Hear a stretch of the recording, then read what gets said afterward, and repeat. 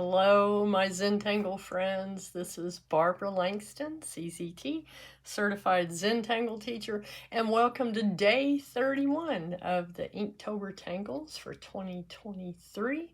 This has been so much fun, and I hope that you have enjoyed it as much as I have. Before I forget, let's just start over.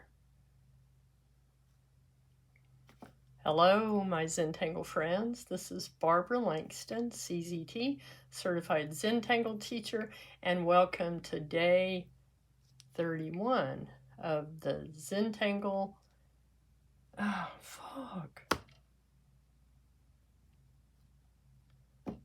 Hello, my Zentangle friends. This is Barbara Langston, CZT, Certified Zentangle Teacher, and welcome to day 31 of the Inktober Tangles for 2023.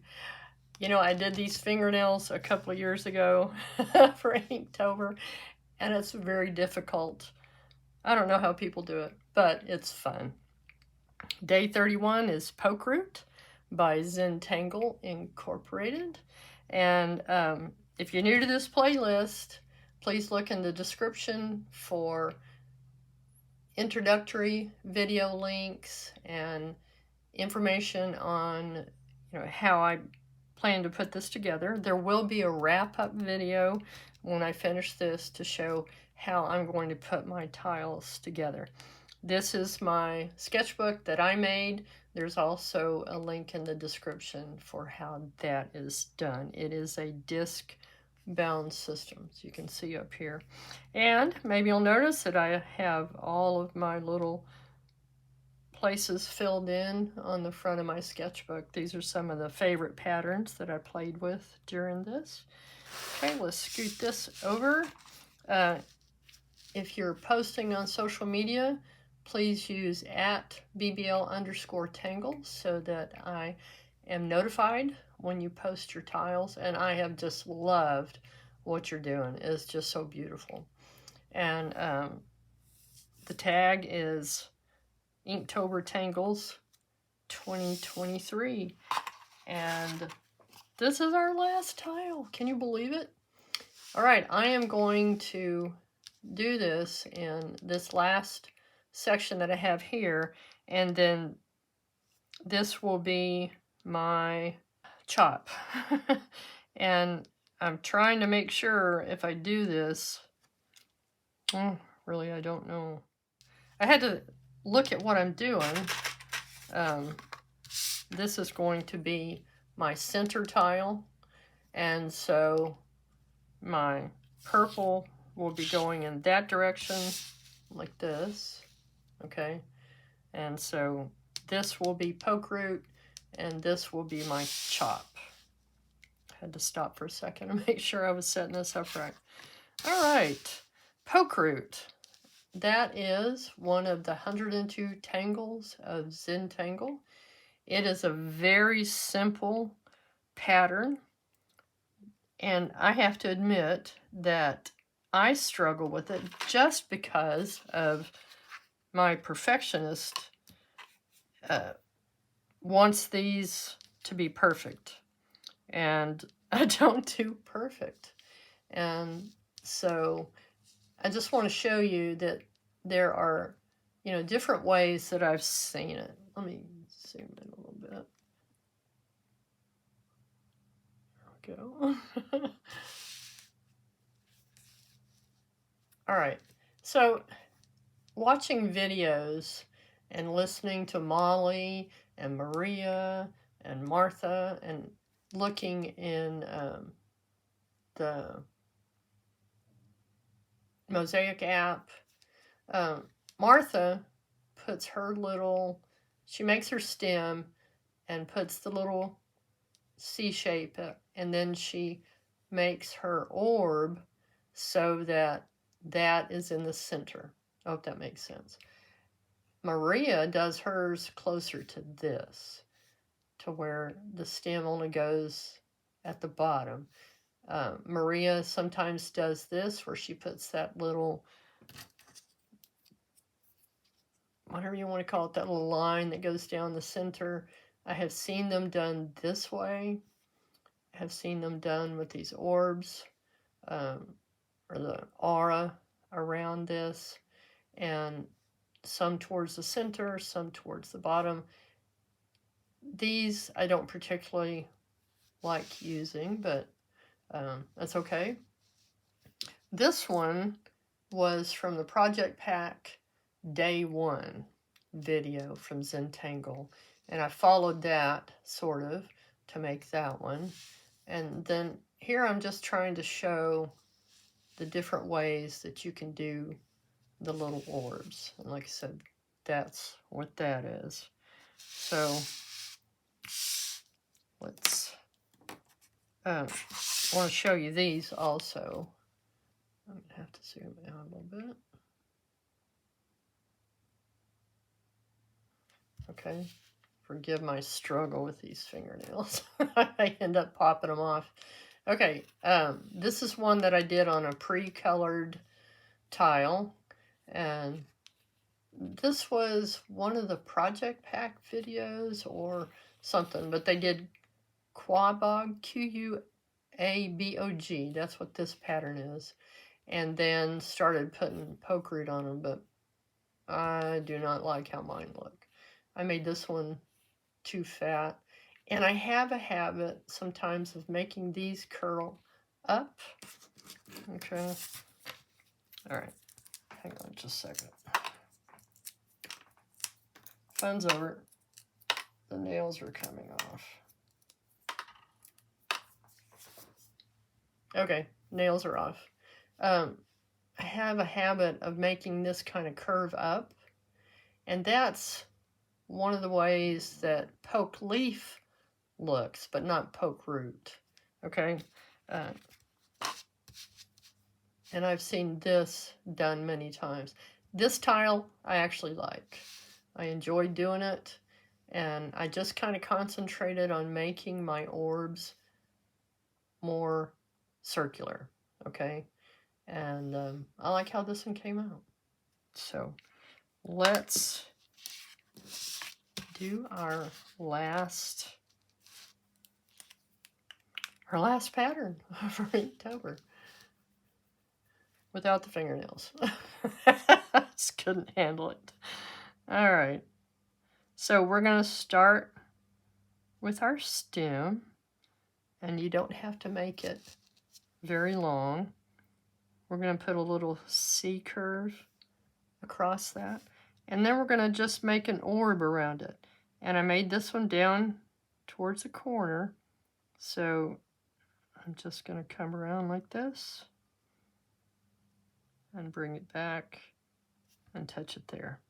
Okay, and then you can just come off of any section of this. So just a little bit of a stem, make a curve, and put your little berry on there.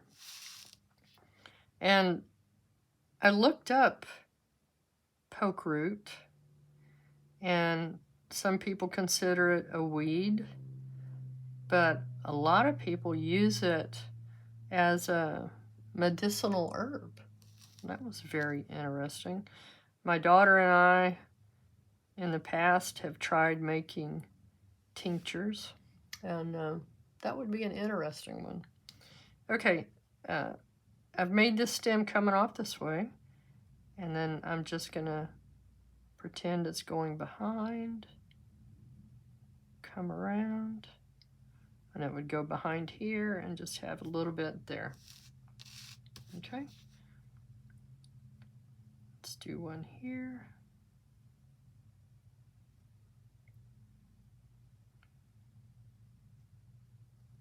Make your orb.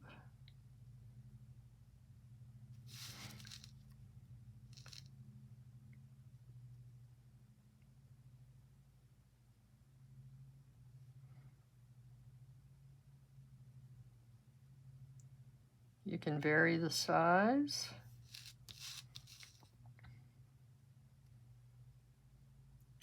Doesn't matter what direction you go. Think about looking at clusters of berries. They're just all close together.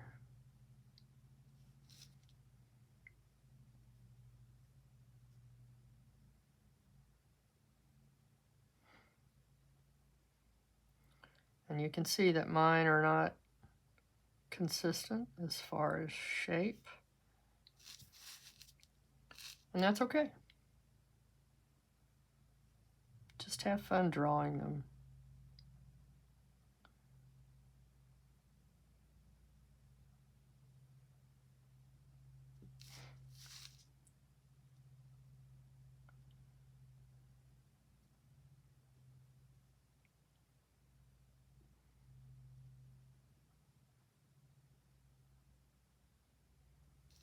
And if you do these on like a brown or tan tile, then it can be really pretty.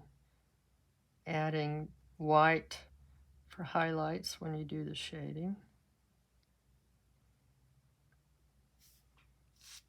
All right, just keep turning and adding.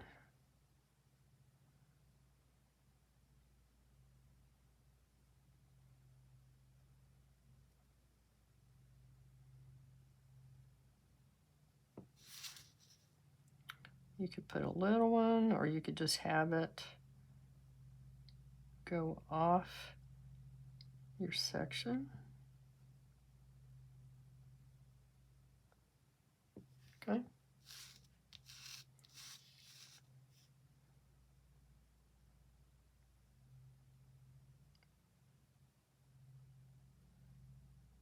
And I know I've said this in my last couple of videos, but I have really learned a lot, gained confidence by working through all of these patterns, and also gained a lot of subscribers. Wow.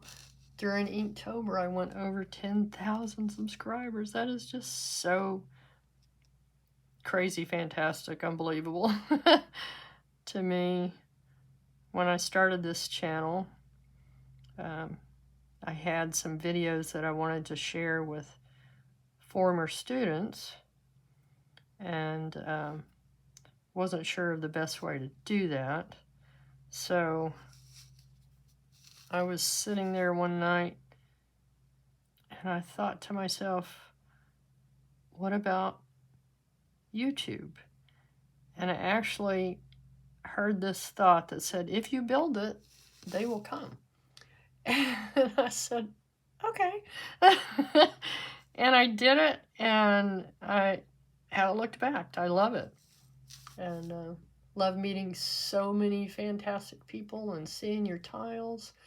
I have loved seeing how many people are using W2 as their string. And thank you guys. You know, it's just made me feel so awesome.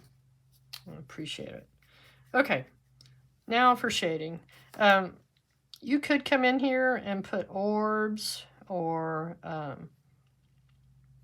put a pattern behind it like printemps, but I'm just going to leave this one like it is. And I want to put shading under each one of these little spots where the stem meets this little curve. Okay.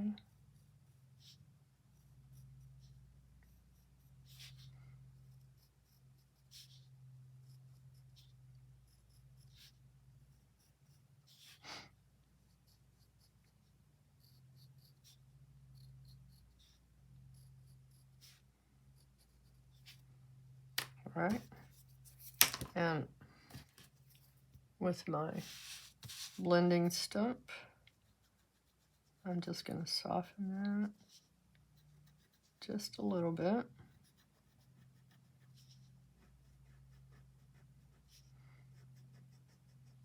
So this is just the shadow it makes when it's the stem meets the little berry. And most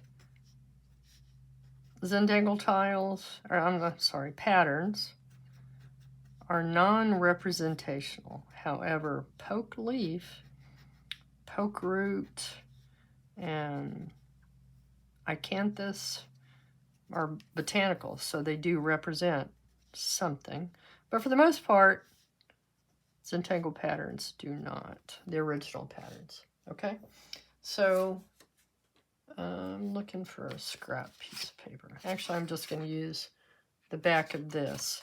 I want to put shadow on here, but I don't want to mark it really with my pencil. So what I'm going to do is just make a heavy little mark here on a scrap paper or the back of the tile. And then I can come with my tortillon or your blending stump and get just a little bit on there. And then I'm just going to softly lay that on there. Isn't that cool how that works? And we're not going to worry about which direction is the light coming from.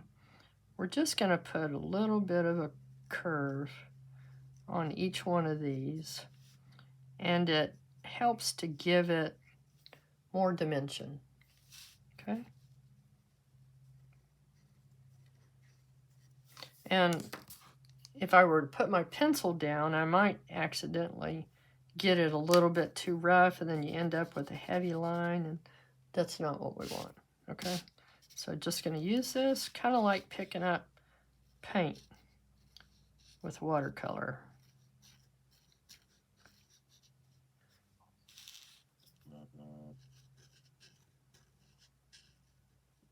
Okay.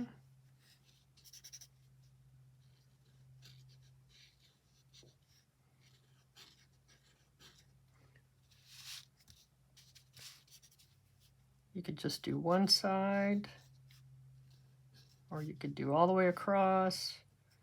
Doesn't really matter, but you can see that it makes it look more rounded.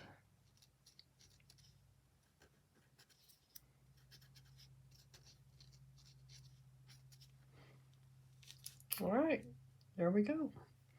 You know, I think that one's a little bit dark. So one of the things you can do with a kneaded eraser is just push a little on there. I just didn't want it that heavy. And that kind of lifts it up without actually erasing it. And then go back with your blending stump. And I think I made it dark again, didn't I? Because I had so much on my blending stump. Okay, that's good. All right. Day 31. We're done. Can you believe it?